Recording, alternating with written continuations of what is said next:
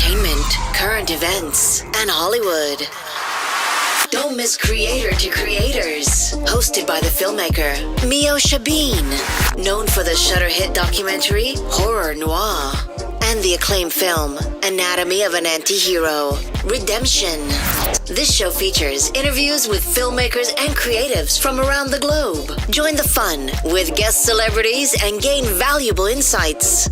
Subscribe now and follow Creator to Creators. Hi, guys. Welcome to another episode of Creators to Creators today. Today we have a special guest. Oh, that would be me, Jay Washington. Welcome. Thank you so much for coming on. Thanks for having me. Yeah, thank you. I've always wanted to like when I met you, I definitely wanted to get you on the pod. Like I thought in my head, I'm like, I just would love to just have him on because I think you're so funny. Um, Thank you. we were all laughing in knots. It was a great time. That means a lot. I appreciate it. Very much appreciate it. Definitely. I love going back to the beginning. I always say that the beginning of our childhood kind of charts our trajectory in life, like Mhm. where we're going, like our little small habits as we pick up along the way, kind of follow us into our adulthood. So tell me a little bit about your childhood. What was that like? And then how did you kind of find your way into doing the things you're doing now? So for me, I grew up on the south side of Chicago. I'm a product of a single mom. My father passed when I was 4. And Mm, so my mom ended up raising my younger brother and myself. And that was with the help of my grandmother, my grandfather on my other side. And so things were kind of tight. My mother was because it was very rough in Chicago in the late 80s, early 90s. And so I say all that to say I got into a lot of comic books and nerdy stuff, a lot of the stuff you see behind me, for those who can see it visually.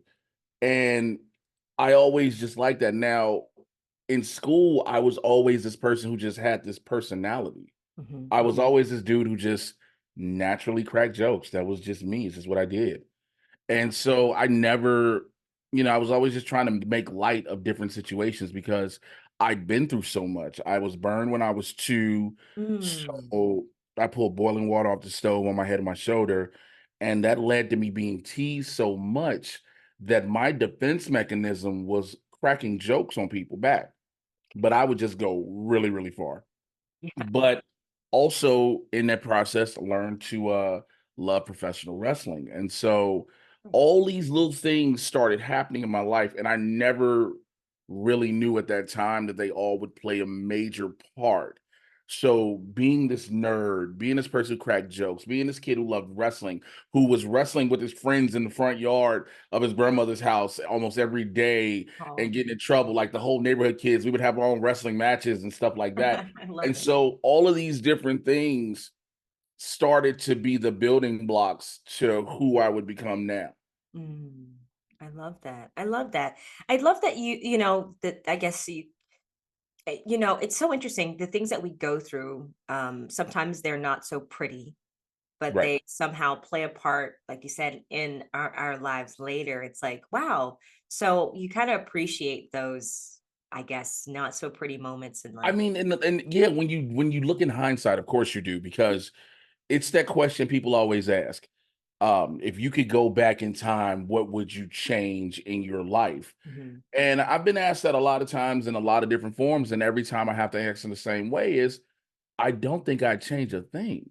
Wow. Because if I did, then I wouldn't be who I am now. Right. Right. Every little moment, whether it be good or bad, happy or sad, whether it be overjoyous or traumatic, has helped to mold and shape the person in which I am today, Mhm. the personality that I am today.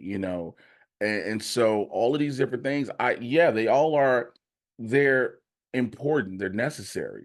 A Yeah. lot of us want to, for like, again, we all have our unfortunate traumatic experiences.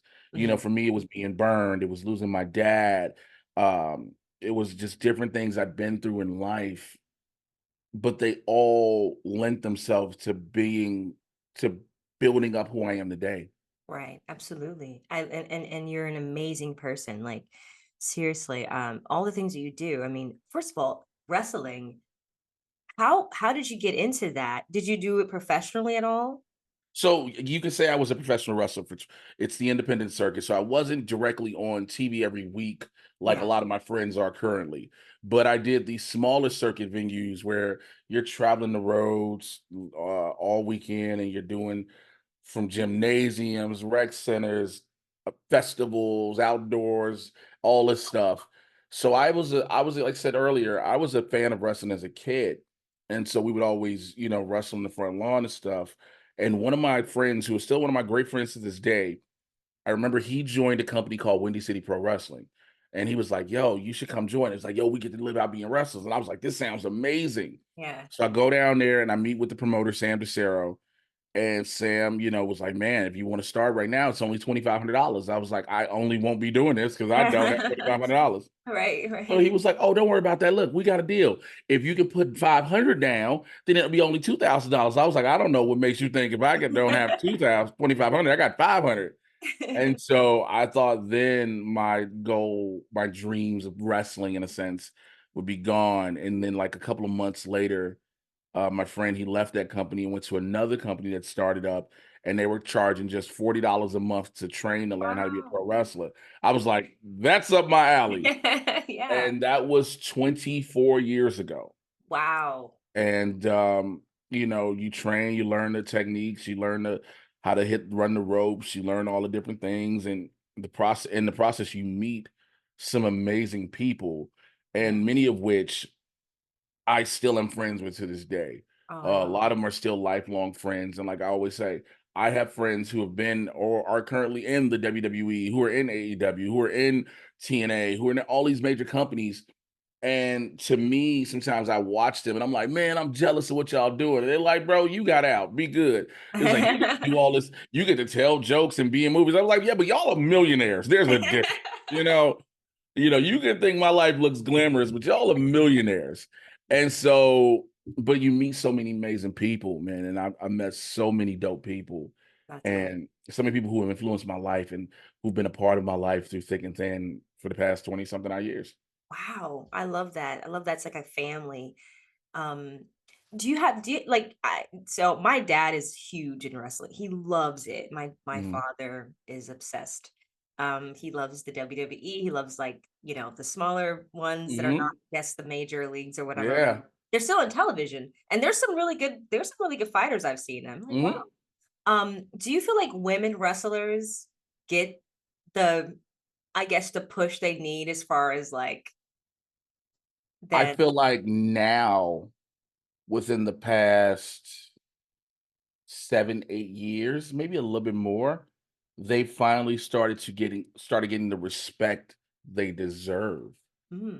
I watched, for years there were women wrestlers, but then there became this era where Vince McMahon coined the divas, and it was Mm, all just pretty girls in the ring, and they didn't really do much as far as pro wrestling goes. mhm. But then you still had some women who wanted to break out of that, who were like, "No, I can be pretty, but I can kick ass too." And Right. you've had this resurgence where there are some women who I watch work and they are better than some of the guys.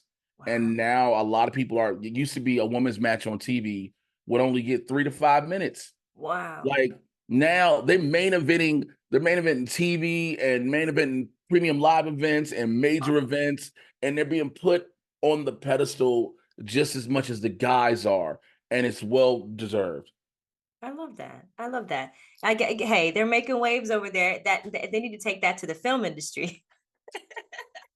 Oh man, Hey, listen, don't get me started on that industry because as an actor as well, you see all the different things that go on in the industry. You see how when there is a push to try to make things level or even playing field, if you will, how once there's a push to do that, there's a push back to stop it. Like, why we got to do all this? And you're like, because look what's been the normal for God knows how long. Mhm. Yeah, there are things for everybody to be represented and seen. And when you start, it's amazing to me that when you start seeing representation from various races, cultures, genders, etc., there's all of a sudden a pushback, like, this is too much. I always use this analogy. It's like a dam, right? Mhm. and water that's hitting this dam. And this water has force. And it's Yeah. been trying to go this one way for the longest, but the dam has kept stopping it. So all that can happen is this water keeps pushing up against and pushing and break and pushing and building up force till once it breaks it, it overflows. So now you're getting a wave of this that you didn't expect. And the Yeah. thing is, you would have never had that if you'd have let the flow happen naturally. Mm. If you'd have let it happen naturally, Mhm. because it's always been there. And so we're seeing that a lot in TV and film, which is like now you're seeing the pushback of all these shows on streaming getting canceled. Yeah. You know, all these streamers want to be like, oh, we're gonna make all this content and all these shows, and no one cared. Right. And Right. now you're like, oh, well, I guess no one wants to watch anything with this type of person, that type of person. Let's just go back to the normal. It's like, no, you just don't get it. So I do wish a lot. It's amazing that certain things have to take the lead Yeah. to show what can be done. Mhm. And in many instances, if pro wrestling is that, then I think that's a great thing. You Yeah. know, I think all these industries need to show that, look, there's been one monochromatic baseline for so long. And that monochromatic baseline is not indicative of audiences as a whole. Mhm. And that's me trying to sound as professional and polite as I can about it without being really how my feelings are. Yeah. But it's just the truth. It's, you know, there are so many, when you see movies with women leads and all of a sudden it's like, don't nobody want to see that. No, you don't want to see that. But there are many people who do. Right. Yeah. I tell people, why do you think Barbie made $1 billion? Yeah. So, you know, Yeah. And that leads me to my question of comedy. Um, you're in an industry that, yes, you get to travel, meet a lot of people, you get to tell jokes, be funny, but I also mhm. feel like there's another side to that of like your freedom of speech. People can't say certain things anymore without getting offended. It's like, how do you find the middle ground of that? Because I mean, you got those like, Dave Chappelle back in the day, when he did, certain shows and stand up, it was super funny and provocative, and people thought it was funny, and people came together from all diverse backgrounds. But now, I don't know, people are very just picky about a lot of things, and I don't know. I think picky is the best word. And here's why. I don't think, I've heard a lot of comedians, older comedians primarily, Mhm. you just can't say anything anymore. No, you can say whatever you want, Right. but there are ramifications for it. Now, do I feel personally sometimes some people are oversensitive about some things? Yes, I absolutely do. But I also know some people are right within some of their sensitivities. Mhm. And I got to make sure I say some. As a comic, for number one, I always say this. Number one, as a comedian, you will never on this planet and never have, nor never will find a comedian that every single person loves. It will never happen. It's true. It will never happen. There is always going to be something someone is going to say that's going to piss somebody off. It just is what it is. Yeah. But now you do have some people who do go to shows looking to be offended. But then Mm, on the other side, you do have some comedians who are deliberately trying to offend people. mm, And so that's where you get the extreme on both ends. mhm. Comedy has been meant to always poke fun of stereotypes, make light of different things.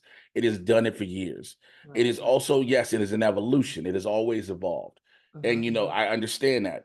And I also will say is just because someone upset you or made you feel offended doesn't mean they did that for the next person. Mhm. And just because somebody made you laugh and felt comfortable and embraced doesn't mean they'll do that for the next person either. It's true. So when people sit there and say now that, like a lot of people be like, comedy's under attack, it's not. It never has been. It's just a Mhm. buzz thing. It's a Okay. buzzword. Gotcha. Comedy is never under attack. What's under attack is people not being able to go to shows. Like, Mm. look, corporations are out of control, blah, blah, blah. I can have that whole financial discussion, financial literacy discussion, blah, blah, blah. But the thing is, comedy has never been under attack. People want to make it seem like it's under attack. And then you have these comedians who don't have anything else going for them. So they Right. can use this comedy's under attack. I can't say anything. No, it's just you didn't evolve and adapt. Gotcha. All the greats, every single great that people will consistently name when people go to the Lenny Bruces, the George Carlins, the Richard Pryors, the Eddie Murphys, the Dave Chappelles, Bill Burrs, everybody they name will have at one point in time adapted. Hmm. So it was no different from them to you being the the older comedian now. I was like, ah, man, I remember I used to be able to go and say all these things. Yeah, just like all these other comedians used to be able to go and say all these things. And then Right. they adapted to their audiences and they still have lucrative careers. You look at somebody who could be considered offensive like Bill Burr in Yeah. many instances, people, but Bill Burr's career has gone from just being the comedian. He's in so many TV shows. He's in the Star Wars universe. You've elevated, right? Right. You have a Dave Chappelle who, for many people, he's like, he just wants to do this. Dave is one of the people that's like, you want to be mad, I'm gonna make you mad. Right. And because of that, he even said, I never forget, because Dave's an actual friend of mine. Nice. So I don't speak lightly on this just because he's a friend, but it's in his Sticks and Stones special. He said, remember, you clicked on my face. That's true. He says that you clicked on my face. So why you knew you more than likely were gonna get upset. Right. Right. Richard Pryor changed who he was. He was a clean comedian at first. Then he changed. Carlin changed who he was. Lenny Bruce changed to an extent. And it was like, well, I'm just going to be this. You got some people trying to be Lenny Bruce. And it's like, you're not Lenny Bruce. Right. Also, you're not Pryor. You're not Carlin. You're not Patrice. I hate when people, look, there's nothing wrong with us bringing up the legends. I just did it. But I also think a lot of comedians need to understand we're not them. Absolutely. We're Right. not them. And you're making your own legacy. Yes. And that's the thing. While we're worried about what other people could and could not say, you need to be worried about what you should or should not say, or Right. can and cannot say, and how is that going to elevate or affect your career. Mm-hmm. I love that. I love it. You just schooled me on some stuff I didn't know. I love that. Thank you. Oh, no Um, worries. um, so tell me about like your process. Now I can only imagine. I got to go, I got the privilege, and thank you for having us to come to your show to see you Mm, perform, which we had a blast. go And ahead. the line of people that were there, that was so great. Um, do you ever get like nervous before you go on stage? And like, because you've done so many shows, what's your ritual like? So I'm nervous before every single show, quiet as kept, because every crowd is different. Yeah, No two crowds are the same. You can have your fan base, but there may be somebody who doesn't know you in that crowd for once. that's true. I'm always a little bit like, all right, I just need to make sure I'm delivering what I want to deliver, how I deliver it. Want to deliver how I want to deliver it, make sure I'm doing the way I want to do it, Right. but also making sure I'm just on point and connecting.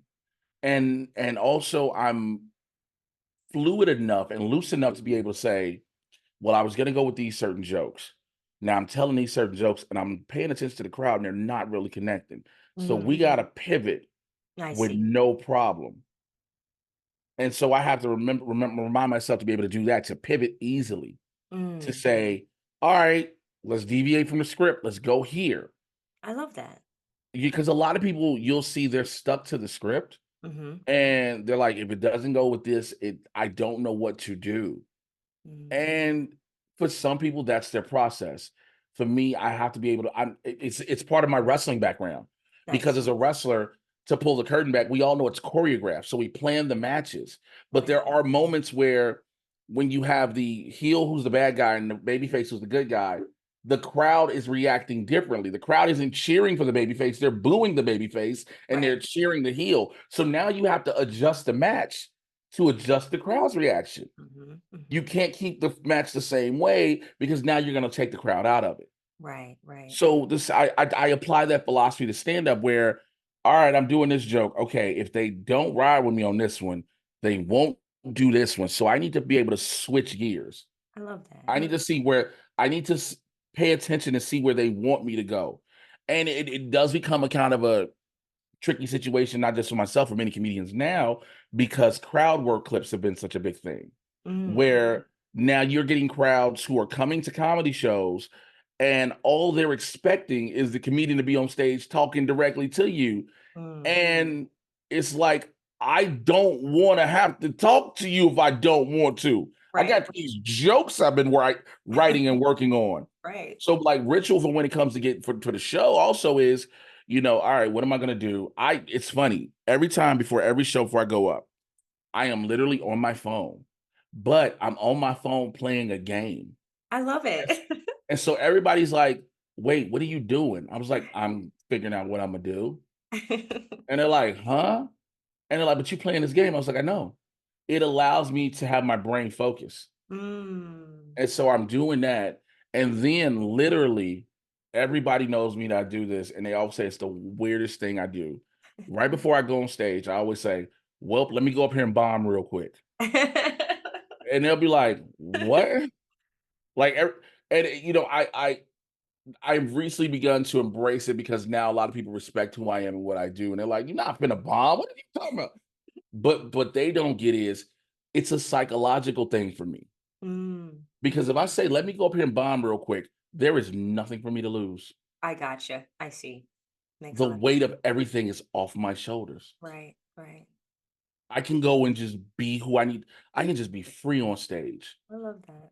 Because I think I'm a bomb anyway. So what does it matter? Let me just tell us how I'm gonna tell and do what I do. And Right. once I unblock that, I'm free to be more just loose on stage and just have fun. And I give a better performance. That's amazing. That's incredible. Tell me one of your greatest moments, like doing a set somewhere. What was that like and where were you? I always say this has become one of the most legendary moments in my career for me. I was back home in Chicago and I was performing at the Laugh Factory there, and I just got done off stage. I think I was in like because just went in town for a minute, so I was like in the middle of the show, and so they put me on middle of the show, and went up, and after the show, I go out. I got done with my set. I go out to the bar. I just always like to go out there to get some air, clear my head, kind of quick little decompression. Yeah. So I'm hanging out there, and I think it was like one or two more comics after me, whatever. Then after the show, an older black woman came up to me, and she said, I did not want to come out this house. She was like, this is the first time I've been out. My son was murdered 2.5 weeks ago. Oh my My God. sisters dragged me out. You are the first person that has made me laugh in over 2.5 weeks. And I remember because her son died August 25th. August 25th is my birthday. Oh my gosh. So her telling me I have chills. Woof. that I was the one thing she heard the whole show. Nobody else had made her laugh until Wow. it got to me. Wow. And I don't say it to knock anyone else that was on the show, but for me, that was the moment that cemented that no matter how I might feel, how many Hmm. times I go through imposter syndrome or I doubt myself, et cetera, this is what I'm meant to do. Hmm. Wow. This is what I'm meant to do. And for her to tell me, like, that resonates with me still to this day. Because don't get me wrong, there are times where I'm like, the world will tell me that, yo, you're hilarious. And I say that because I'm getting comments on social media from all these different people like yourself, people I just recently meet, et cetera, et cetera. And I'm like, why is it if I'm this, can't this machine see this to elevate me Mhm. further to where I don't have to, I can just show it on this grand stage. And so from those times I get like in my own head, I'm like, well, what's the point of me doing this? Blah, blah, blah, blah. I'm feeling terrible. But whenever I have those moments, that moment in Chicago always comes back. Oh my gosh. Wow. That's beautiful. I mean, that's what we do it for, right? To hopefully to touch someone, like to make that's what we do what we do. Like, I've yeah. always said this. I've always said this. If from the 5, 10, 15, however long I'm on stage, Yeah. if for that time I'm on stage, I can personally make you forget about any of your worries and problems, I've done my job. Right. Absolutely. I've done my job. I'm gonna make somebody laugh. That's a given. Yeah. That's a God-given talent I have that it's a given I'm gonna do. I know it. But the biggest thing is if I can make you forget about your worries. If I have long I'm on stage, then I've done what I meant to do. That's that's beautiful. Wow. I love that. I really love that. It's so interesting when I look back and I can totally understand what you mean. Like When I look back in at my career and when I really think about how I started to where I am now, I'm like so grateful, right? It puts things into perspective. Like when I look at you, I'm like, whoa, yeah. I mean, I look at you, I'm like, wow, you've accomplished so much. But like I think it's like you know, like deep down, it's like you said, you want the machine to see what you've done to do the elevating. But I feel like those like I don't know. I to other people, people say, "Oh, you've done this. You were in this magazine. You did this movie." Da da da. And still, you still feel like, "Well, I still haven't done enough." Listen, you So preach to the wild. choir. You are preaching to the choir. Look, I've had people who say, Oh, yo, you on all these stages. I see you on TV. You yeah. in these movies and TV shows, and you doing this. You on the internet. You doing all this. You doing great. And I'm like, bro, I barely paid rent this month. What are we talking about? Right. What are Right. we talking about? Right. And you know, and it's not just to say for those listening, say that you want to do something just for the financial gain behind it. But I'd like to quote a great line from a great movie. If you're good at something, never do it for free. Right. Shouts out to Heath Ledger. But it's always, it's, you know what you're capable of. And so when people see, you know, you have to look back. And I do sometimes have to look back and be like, damn, I've done a lot. Right. Yeah. And sometimes it just doesn't feel like it because for me, I always say I'm running with blinders. Same. Yep. I yes, completely I'm agree. running with blinders. So Yeah. I don't see around me. I don't see how it's look, it just recently, I always say this, it was only till recently I had to accept this I'm Jay Washington thing because I didn't know it came with a level of respect from my peers Oh my and God. even younger comics. And I just was like, I'm just another dude, another comedian working. Yeah. And so because I'm so busy, just stay focused, go forward, and also the fear of losing humility, to be honest. Okay. A lot of people never talk about that. I have a fear of losing humility. Like I always say this, I will drop all humility if you piss me off. Don't get me wrong. Right. If I gotta be that dude, okay, I'll be him. You I'll be him. right. But you know, but I've always wanted to be humble because I want to stay humble and grateful and thankful. And I've had friends of mine who was like, yo, you gotta stop being so humble and just be like, yo, let them know this is who you are and what you're doing. I'm like, okay, I guess. So No, and you're listen, you're doing amazing. And I think it feels that way because we're in it, you know. yes. We're not on the outside looking in and like I it's so funny. I did this magazine. I looked at some stuff that I did like magazine cover stuff that I've always wanted to be a part of, like a Fangoria magazine. I was in a write-up in there. I was like, and it's so cool to see that, but I'm thinking Yeah. like I see that, but I don't know if a lot of people see that. You know what I'm saying? Like, Right. and so I don't know. It's one of those things like I know what I'm doing, but like I just feel like it I don't know. I don't know if it ever feel like when you get there, when you are elevated, will it actually ever feel like you are like fully complete? I don't think that actually I don't think there's ever a complete. There's not an ultimate and total satisfaction. right. There is always this urge and desire to want a little bit more, Hmm. to do more. But I think that urge and desire, that hunger, is what allows you to keep going. Yeah. Yeah, I love that. What advice would you give for up and coming comics? People that want to do it. My advice is grind like bad breaks. Also, listen to those who are willing to give you legit advice who've been there already. Mm, A lot of us coming up in in my group, in my class, we didn't get all the advice. We were just we were kind of thrown to the wolves like, yo, this is how you got to do it, now do it. But like now I'm able to be like, yo, these are things you don't want to do. right. I know it might seem like something easy or it seemed like quick gratification. You don't need to get into that. This is something you need to stay away from. Don't allow people to use you in this regard. Don't do Mm, these things. Do these things. You know, be this way. I'm not trying to be how to be a comic, but like be weary of these things. Listen to those around you who are willing to give you good advice, legit advice, not those who are just trying to give you advice to take advantage of you or things like that. Also, write and live life. mm. Live life because you can't write about your life if you're not living it. Amen. That's so true.